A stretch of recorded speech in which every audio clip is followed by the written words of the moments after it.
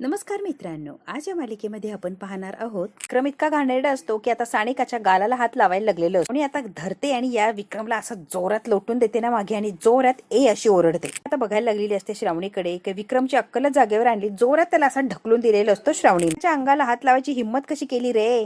म्हणतो तुझ्या गालाला हात लावू का. सानिका नाही लावू देत ना, मग तू लावू दे की श्रावणी. आता श्रावणी त्याचा हात असा झटकवून टाकते. जास्त शहाणपणा करायचा नाही आहे विक्रम. कोण आलाय पाहुणा म्हणूनच राहा, पाहुण्यासारखं निघून जायचा, शहाणपणा करायचा नाही. ती नाटकं केली तर सोडणार नाही आत्ताच सांगते. म्हणतो काय करशील ग तू.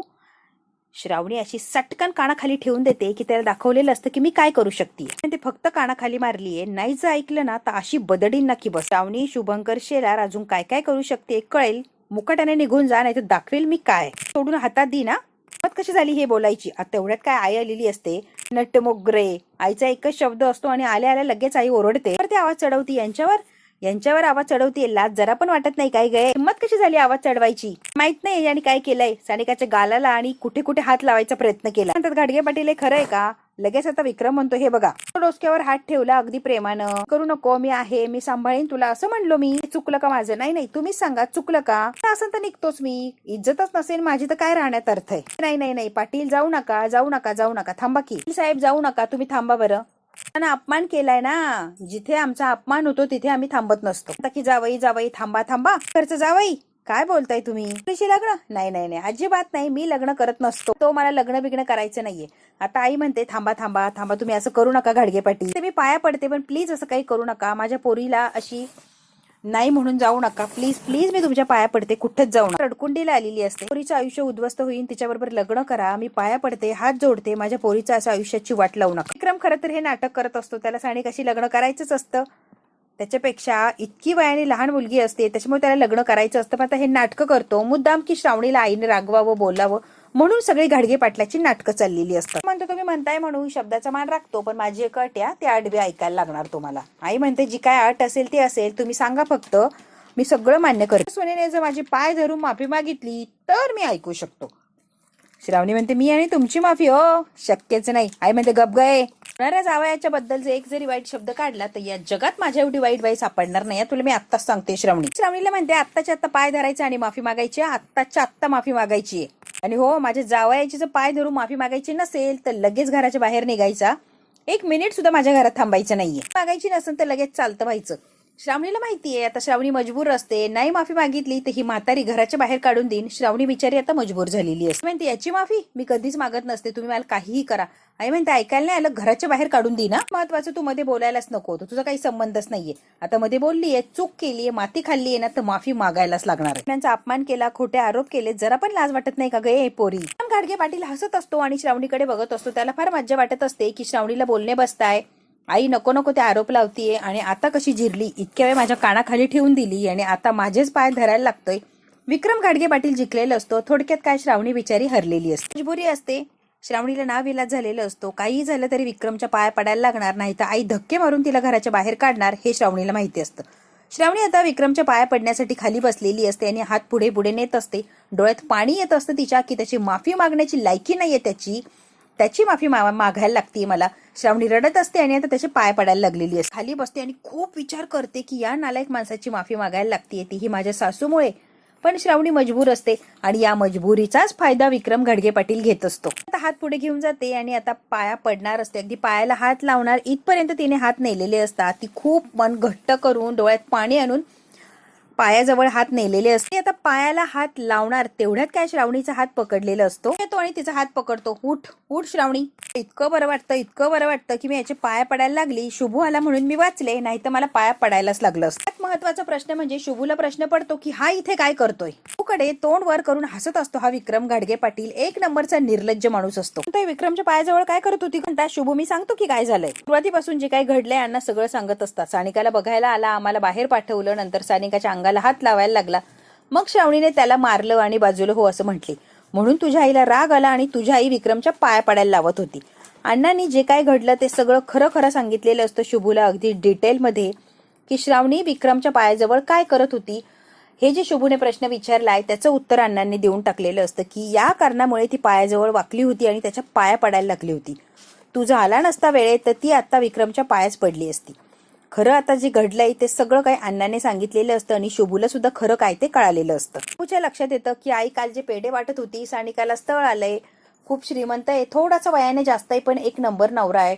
ते सगळं काही जे बोलत होती ते विक्रम बद्दल बोलत होती. शुभूच्या आता एकंदरीत या गोष्टी क्लिअर झालेल्या असतात आणि याच्याबरोबर लग्न ठरवलंय होय सानिकाचं. आता कुठे शुभूला जाऊन लक्षात येतं किंवा आईची सुद्धा कमाले बघून बघून काय बघितलं तर विक्रम घाडगे पाटील, तेही सानिकासाठी. विक्रम घाडगे पाटील आपल्या सानिकासाठी बघायला आलाय नवरा मुलगा म्हणून. शुभूला आता धक्क्यावर धक्के झटक्यावर झटके बसत असतात की आईचं डोकं फिरलं की काय, किंवा रागाच्या भरात किंवा भावनेच्या भरात आई हे काय करतीये. शुभूला कळतच नसतं नेमकी काय आणि कसं चाललंय. त्यावेळेला आई म्हटलेली असते विचारपूर्वक ठरवून सगळा निर्णय घेतलाय, त्यामुळे जे काय आहे ते आहे, आम्ही जे ठरवलंय अगदी तसं आणि तसंच होणार आहे. काहीही झालं तरी सानिकाचं लग्न विक्रम घाडगे पाटलाबरोबर होणार म्हणजे होणार. अण्णांनी सुद्धा आईला थांबवण्याचा प्रयत्न केलेला असतो तेव्हा आईने सगळ्यांना अगदी धमकी दिलेली असते आणि माझ्या सानिकाचं लग्न याच्याशीच होणार. मात्र शुभूने गचंड पकडलेलं असतं आणि आता त्याला वाजवायला लागलेलं असतं. तुझी हिंमत कशी झाली रे, माझ्या बहिणीसाठी स्थळ स्वतःच घेऊन आला. शुभू माझं ऐकून घे, शुभू माझं ऐकून घे. आता ऐवण झाला की माझ्या बहिणीबरोबर लग्न करायला निघाला. विक्रम घाबरलेला असतो, इतका घाबरतो त्याला माहितीये शुभू तुडव तुडव तुडवत असतो त्याला. आज तू मेलास, आज तू काय वाचत नसतो, शुभू मला सोडा, शुभू मला सोड. आता बाहेर आणलेलं असतो आणि असा भिंतीवर त्याला ढकलून देतो. मारायला सुरुवात केलेलं असतं. आता शुभूने इतका मारतो त्याला, तो नाही नाही नाही नाही म्हणतो तरी आता तुडवायला सुरुवात केलेली असते. त्याची लग्न करणार विचार तरी कसं केला रे, जराही लाज वाटत नाही का. शुभू सोड मला, मी सगळं सोडून देतो, तू मला आधी सोड. शुभू आता इतका संतापलेला असतो, आधीच आईने अंधारात ठेवलेलं असतं आणि का आता इतका नालायक माणूस तिने शोधून आणला आणि कशी लग्न करायला, तोही विक्रम घाडगे पाटील. आणि त्यातल्या त्यात तो आता श्रावणीला पाया पडायला लावत होता. या सगळ्या गोष्टींचा संताप झालेला असतो आणि म्हणूनच सगळ्याचा राग आता शुभू काढत असतो. असं काही तुडवलेला असतो ना हा विक्रम घाडगे पाटील. नाही नाही नाही म्हणतो तरी सुद्धा मारायचा काय थांबत नसतो, चांगलाच तुडवलेला असतो. आता मात्र त्याची काही बरीगत होणार नाही हे माहितीच. मोडलेलं असतं, लाथाबुक्क्याने शुभू त्याला मारत असतो. अगदी कुत्र्यासारखी हालत केलेली असते. खरं तर विक्रम घाडगे पाटलाची तीच लायकी असते आणि शुभू तीच लायकी त्याला दाखवून देत असतो. इथले सुद्धा आसपासचे लोक आलेले असतात, हा काय तमाशा चाललाय म्हणून एवढ्या मोठ्या माणसाला शुभू का मारतोय. तर काय चाललंय अहो या सानिकावर मेहरबानी करून तिच्याशी लग्न करत होतो, तिला सुखी ठेवणार होतो. तिचा भाऊ बघा की मला मारतोय, माझ्या बहिणीशी लग्न करायची लायकी आहे का, याच्या बहिणीची लायकी आहे का कुणाशी लग्न करायची, म्हणून तिला पदरात घेत होतो, सुखी ठेवणार होतो, पण बघा की उलट मलाच मारतोय. ही नाटकं बंद करा, आत्ताच सांगतोय नाटकं बंद. चांगला मानपान केला बरं, आता लक्षात ठेवीन हा मानपान, कायमच लक्षात ठेवीन. विक्रम घाडगे पाटील आईकडे रागाने बघतो आणि हात जोडून म्हणतो की मानपान केलाय ना, चांगलाच लक्षात ठेवीन बरं. जोड्याने मारलाय ना घरी बोलवून, हे मी कायमच लक्षात ठेवणार.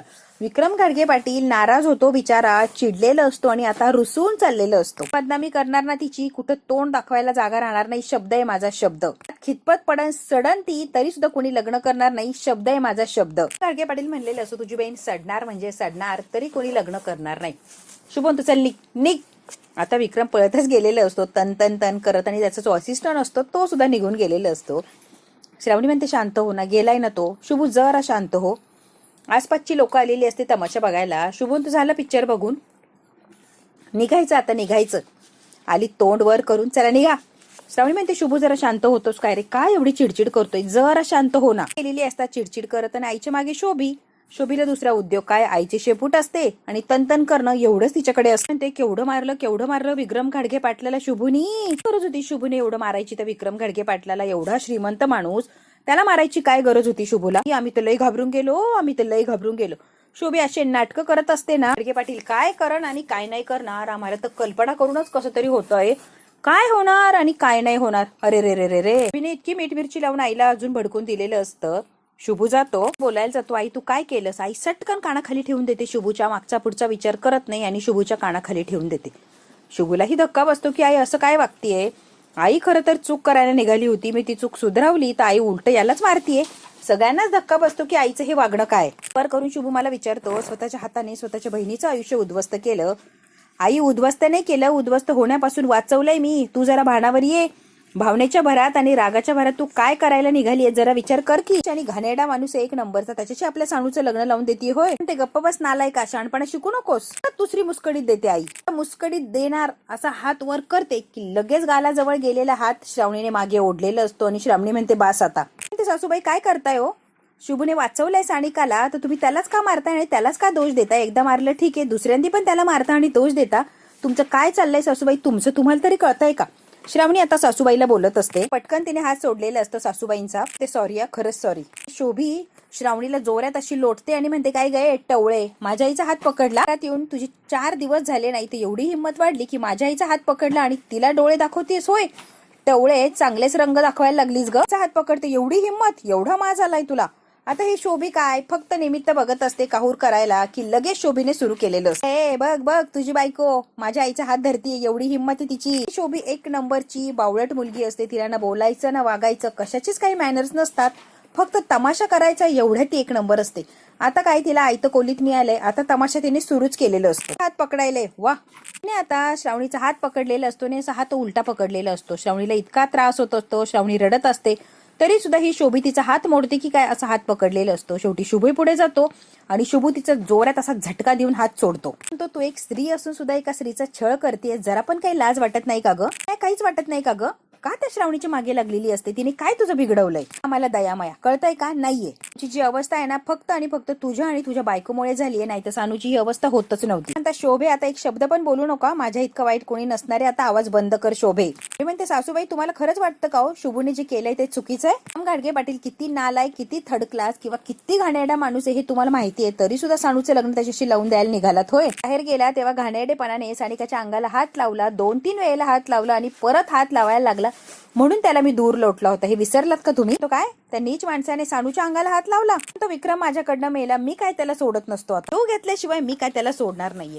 आता शुभू इतका चिडलेला असतो की बस, तो घेतल्याशिवाय मी काय परत येणार नाहीये. या ते शुभू ऐक, जरा ऐक मी काय म्हणतीये. जाणार नाही शांत हो. नाही श्रावणी, मी त्याला मारल्याशिवाय काय शांत बसत नसतो. म्हणतात कायदा हातात घेऊ नको रे, कशाला काय करायला जातोय? प्लीज कंप्लेंट करणार, पोलीस तुला अटक करतील, घेऊन जातील आणि तिथे तो रुद्र बसलाच आहे.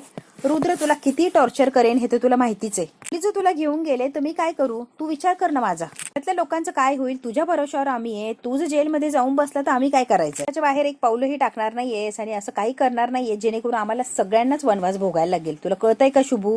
शांत डोक्याने काय करायचंय ते कर. प्लीज जाऊ नको त्याच्याकडे. झालंय ते झालंय शुभू, प्लीज तिकडे जाऊ नको. म्हणता शुभू, राग डोक्यात घालू नको रे बाबा, नको राग डोक्यात घालून. आता इतकी आभवण पण करत असते, इतकी आभवणी असते ही म्हातारी. ती लगेच सानूला जवळ ओढते आणि म्हणते, हा वही आणि हा पेन आणि याच्यावर लिही की मी आत्महत्या करतोय आणि हे जग सोडून चाललोय. तुझ्या हाताने याच्यावर काय लिहायचंय ते लिही आणि जाऊन जीव दे. खरंच सांगतोय, आत्महत्या केल्याशिवाय तुझ्याकडे पर्याय नाहीये. तुझ्याबरोबर कुणीच लग्न करणार नाहीये. लग्न करायला तो भला माणूस आला होता, त्याला या लोकांनी हकलून दिलं मारून.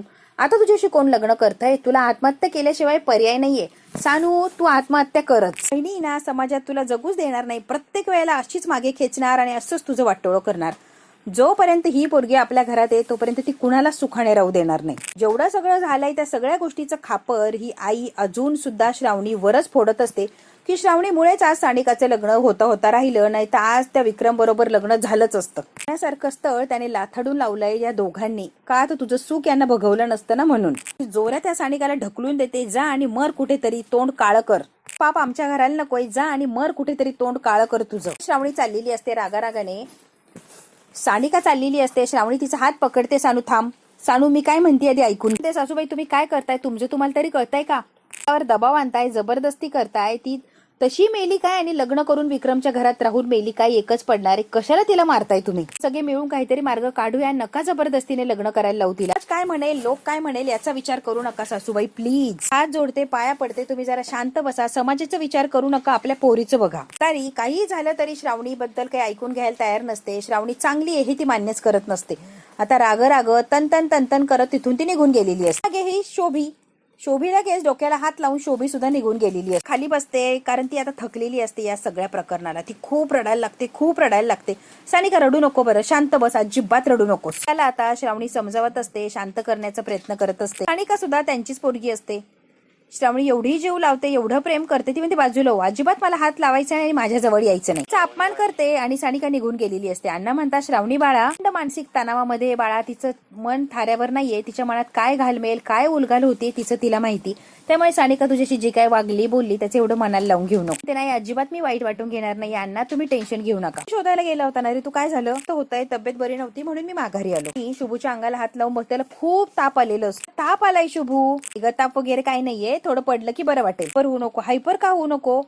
एवढा तापलाय तू आणि म्हणतोय की हायपर होऊ नको, डॉक्टरकडे घेऊन जाते मी. जायचं नाहीये डॉक्टरांच्याकडे. नाही डॉक्टरांच्याकडे जायचंय आपल्याला, चल तू. नाही जायचंय, नको जाईल मी, आराम केला की बरा होईल.